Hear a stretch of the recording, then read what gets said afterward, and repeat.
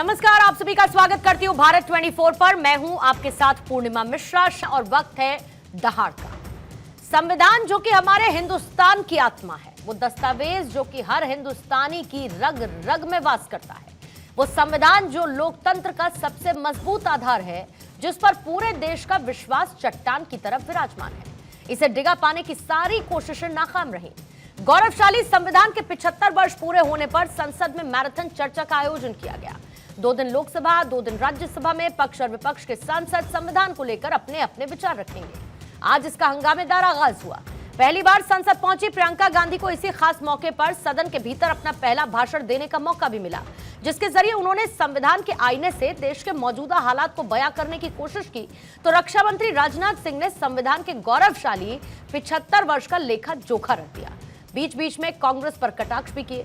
राहुल गांधी संविधान की प्रति जेब में रखते हैं, जिसे लेकर रक्षा मंत्री ने चुटकी ली और इशारों इशारों में संविधान की अहमियत भी समझाई। समाजवादी पार्टी के मुखिया और कन्नौज से सांसद अखिलेश यादव ने पीडीए को सम्मान देने का मुद्दा उठाया।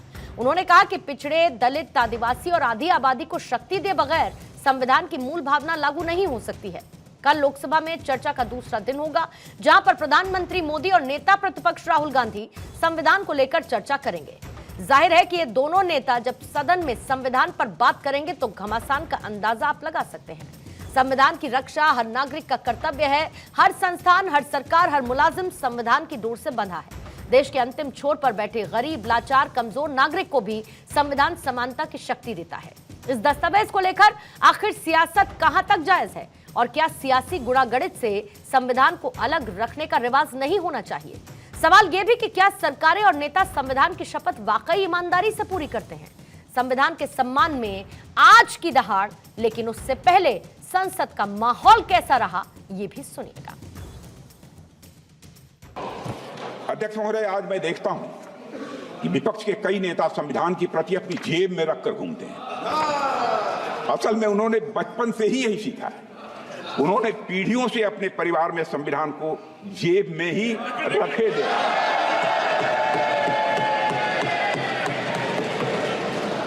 लेकिन अध्यक्ष महोदय, भारतीय जनता पार्टी संविधान को सिर माथे पर लगाती है।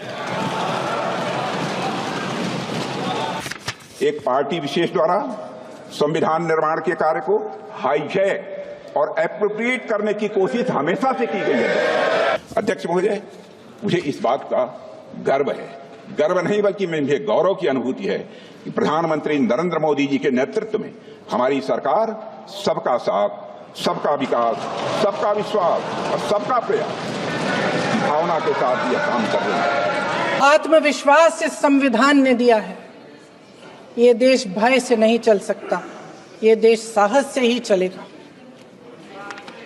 भय की भी सीमा होती है और जब वो सीमा पार हो जाती है, जब किसी को इतना दबाया जाता है कि उसको लगने लगता है कि अब मेरे पास खोने के लिए कुछ नहीं है, तब उसमें एक ऐसी शक्ति पैदा होती है जिसके सामने कोई कायर खड़ा नहीं हो सकता।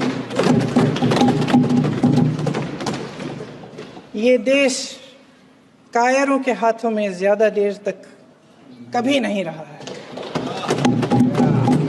ये देश उठेगा, ये देश लड़ेगा, सत्य मांगेगा, सत्यमेव जयते। जय हिंद। न मेरा है न तेरा है, ये हिंदुस्तान सबका है। नहीं समझी गई ये बात तो नुकसान सबका है। हजारों रास्ते खोजे गए उस तक पहुंचने के, मगर पहुंचे हुए ये कह गए भगवान सबका है।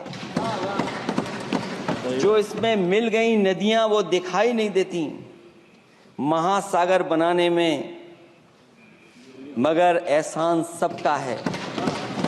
अनेकों रंग, खुशबू, नस्ल के फल फूल पौधे हैं, मगर उपवन की इज्जत, आबरू, ईमान सबका है।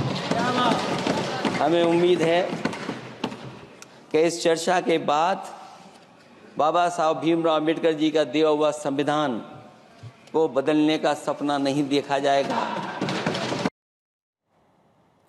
तो दहाड़ की चर्चा हम शुरू करेंगे, लेकिन उससे पहले सवालों का जिक्र और उसके बाद मेहमानों से आपका तारुफ करवाऊंगी। पहला सवाल आज यही रहेगा दहाड़ की चर्चा में कि क्या संसद में संविधान सत्र से नई दिशा मिलती हुई नजर आएगी?